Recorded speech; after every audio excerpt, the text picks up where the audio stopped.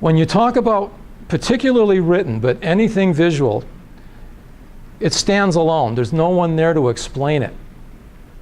And that's important because when you write, you have to write in such a way that you take the reader with you, you develop your thoughts, and you bring them along so they understand what you're doing and where you're going, and then you make your point.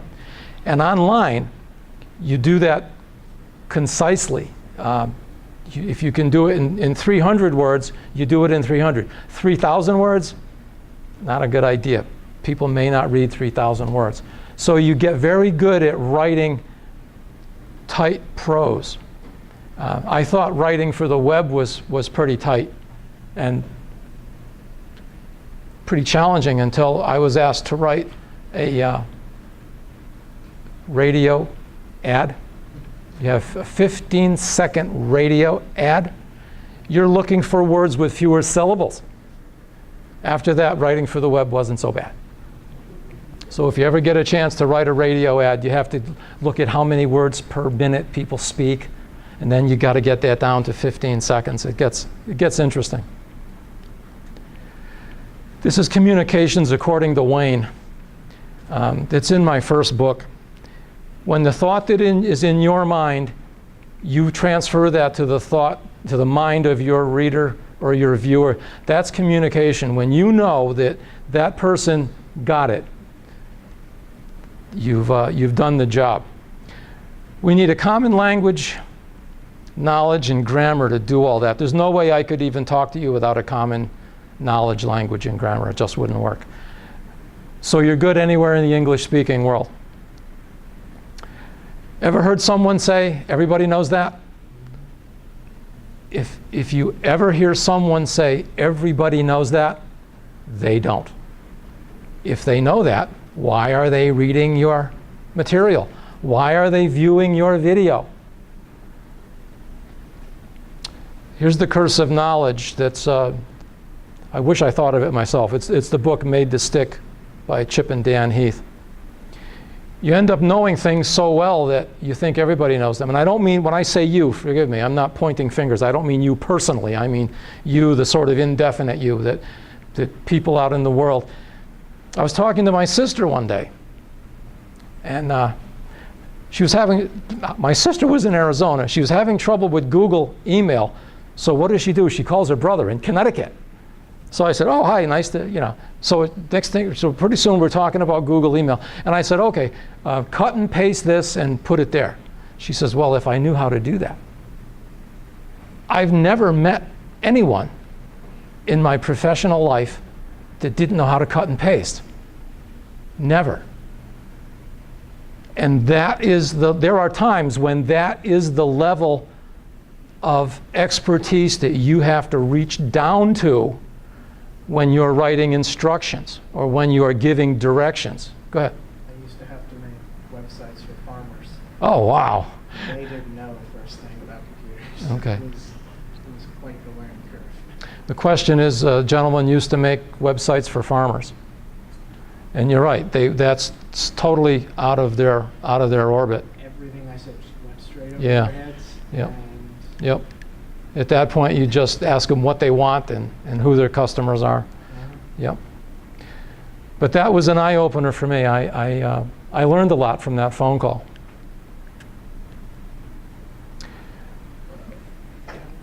I developed Joe and Josephine Customer. In fact, it's in my second book. I call it Joe Customer for short. The reason I have Josephine in there is so that the ladies don't run me out. And also, we do business with women, obviously. Joe Customer is a construct where you put together your average customer. Age, children, grandchildren, income. You make this sort of a picture of the average customer that you deal with. Now when you want to make content or when you want to write for this person, you know who you're writing for. Rather than picking a particular client that you happen to know or remember or recognize or had coffee with somewhere, and you say, well, I'll write for this one person. That's better than nothing. But if you have more information, as you deal with clients, you can write down what these people are interested in, what they care about, and what they like to do, even on their off hours. So if you ask someone, would you like to have a newsletter? You can say things like, in the newsletter, you can say, gee, you know, I'd love to send you Christmas ideas for grandchildren with links to reviews. And people will say, oh, that'd be great. I'd love to have that. That's a far safer way to find out if they have grandchildren than saying, hey, you got grandchildren? No, not in this environment. You'll find yourself in a rubber room somewhere. So when you do this construct, when you put together your client information, you can get a lot of mileage on that. You can use that to your advantage. It will show you what they need to know, what they don't know, what they'd like to know. And it will show you things. You might find you got a sizable percentage of golf nuts.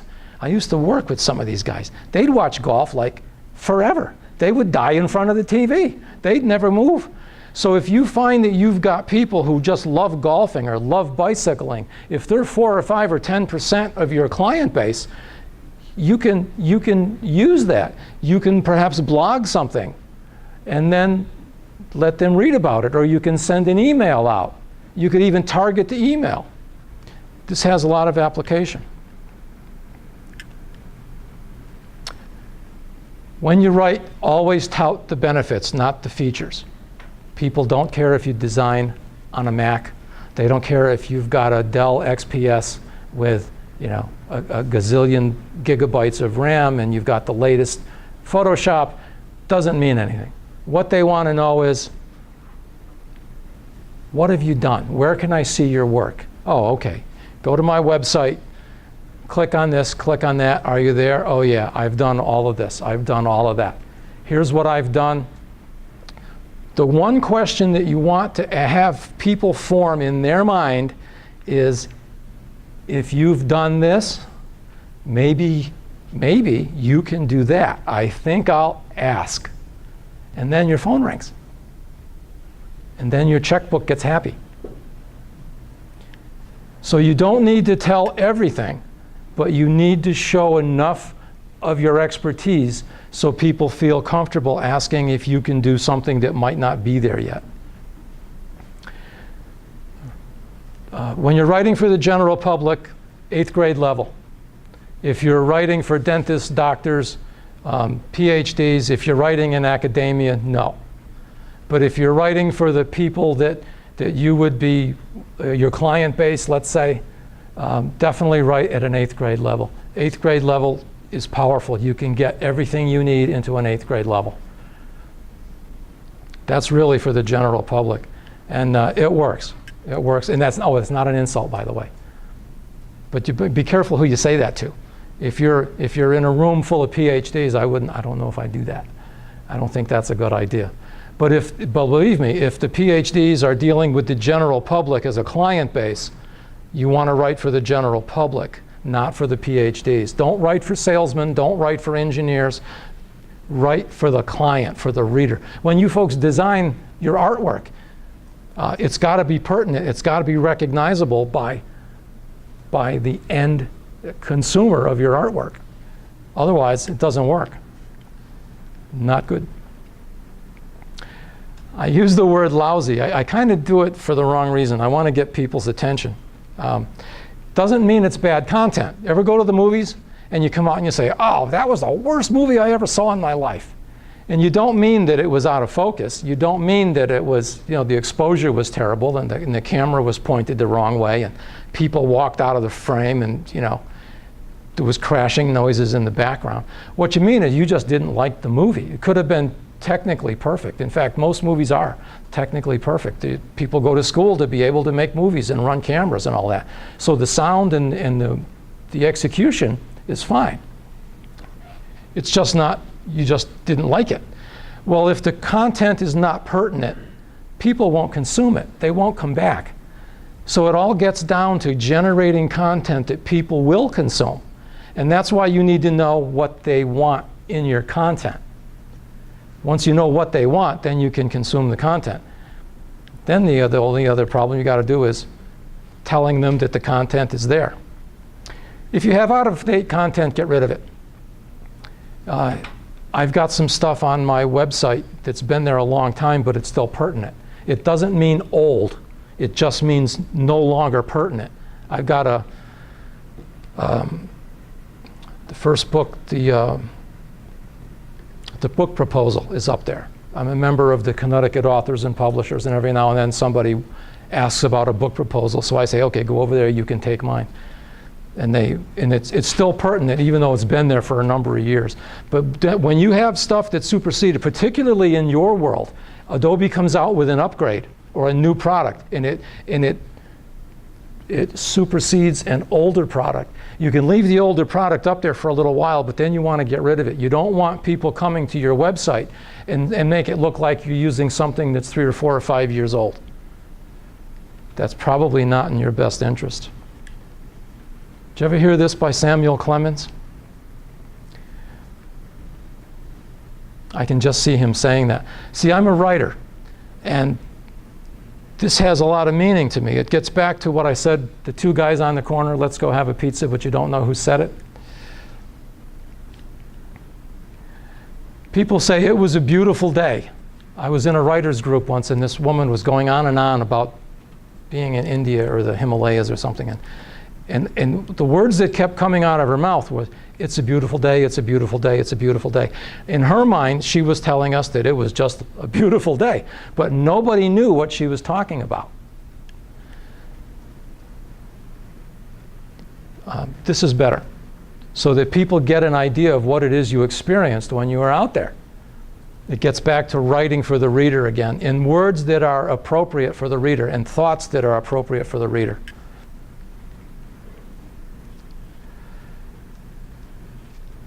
Never assume.